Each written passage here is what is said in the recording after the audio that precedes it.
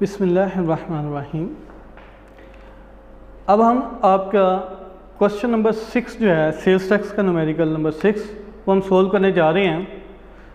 ये आपका first numerical आया जो कि एक कमर्शियल इंपोर्टर है, उससे रिलेटेड कि बंदा कमर्शियल इंपोर्टर है, बाहर से चीज़ इंपोर्ट करता है, उसका काम इंपोर्ट करना और फिर अपने मुल्क में सेल करेगा, तो इंपोर्ट करना उसका काम है।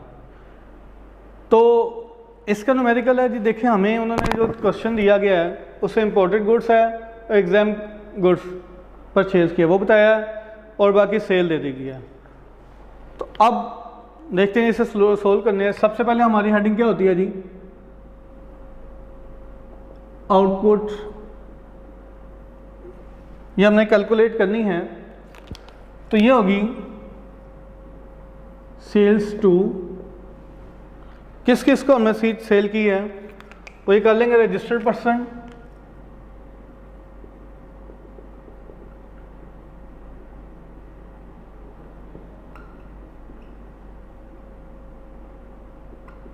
नॉन रजिस्टर्ड पर्सन और registered wholesaler.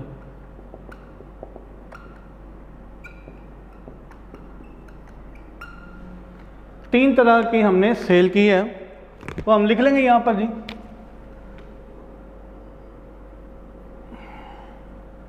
$6 lakh, non registered को हमने 7 लाख की चीज़ सेल की है और ये 3 लाख की चीज़ सेल की है। टोटल हमारी आउटपुट जो बनती है वो 16 लाख बनती है।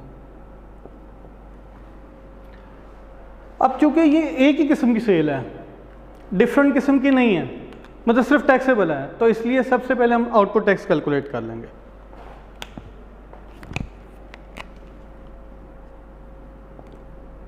Output tax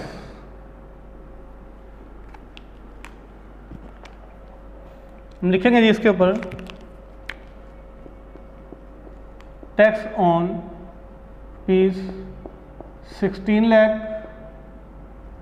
at 17%। 16 लाख का 17% हम टैक्स कैलकुलेट कर लेंगे, वो 2,72,000 बनता है हमारे पास। 2,72,000 रुपीज़ हमारे पास आउटपुट टैक्स बन जाता है। इसके बाद जो आती है इनपुट टैक्स एडजस्टमेंट है।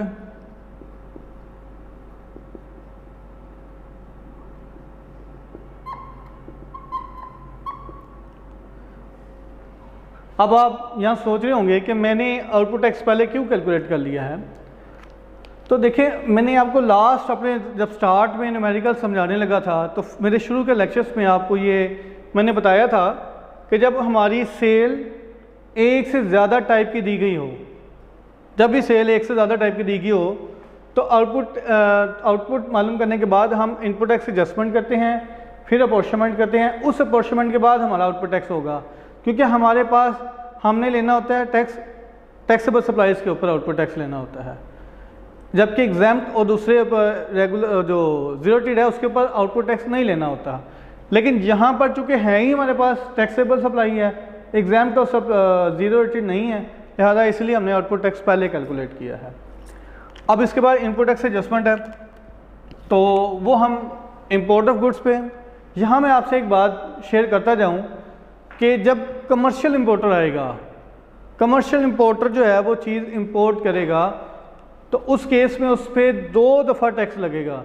एक दफ़ा जब उसने इंपोर्ट की तो इंपोर्ट के ऊपर हमारा टैक्स लग जाएगा, और दूसरा उसकी रेगुलर जो उस पर 17% जो उसने पे किया था, तो 2 दफ़ा वो टैक्स पे करता है। 17% रेगुलर परचेजिंग के ऊपर और 3% जब उसने चीज़ इंपोर्ट की थी तो इंपोर्ट पे हमें वो जो टैक्स लगा था, तो हम 2 दफ़ा इस पर टैक्स कैलकुलेट करेंगे।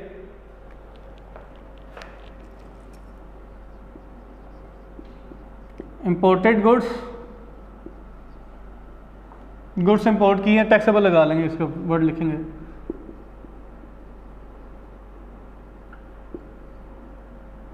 तो इस पे 17% कितना जी? 9 लाख। 17% इस पर टैक्स लगा होगा।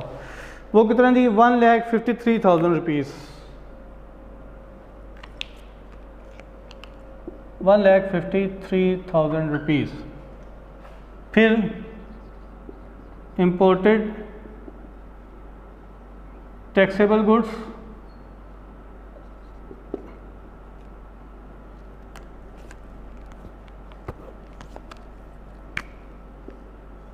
Eight import stage. Import stage के ऊपर कितना है जी 9 लाख का 3%, 3% 9 लाख का, ये भी हमारा बन जाता है, और वो 27,000, 27,000 रुपीज़ ये बनता है हमारा। अब हमने एग्जाम गुड्स खरीदी हैं,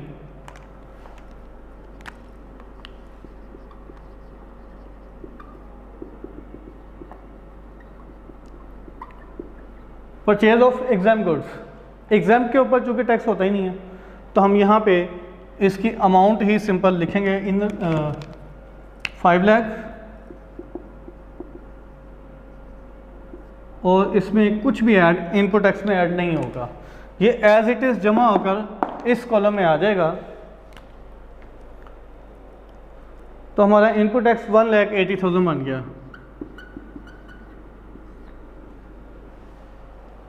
टोटल इनपुट टैक्स 1,80,000, जबकि आउटपुट 2,72,000 था, इनपुट 1,80,000 था, तो 92,000 हमारे पास अब बच गया मज़ीद टैक्स पे करने वाला।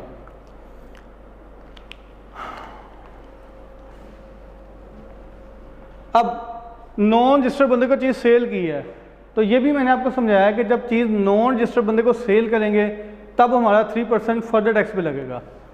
तो ऐड करेंगे जी,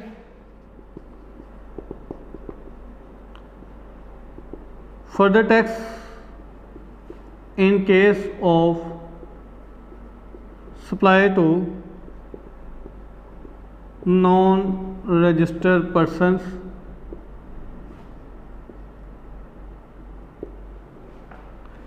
कितने की चीज़ सेल की थी जी हमने, नॉन रजिस्टर्ड बंदे को 7 लाख एट 3%, इसका हमने 3% फर्दर टैक्स पे करना होता है, वो हमारे पास बनता है 21,000 रुपीज़। ये जी टोटल हमारे पास आंसर आ गया 1,13,000 रुपीज़ सेल्स टैक्स पेबल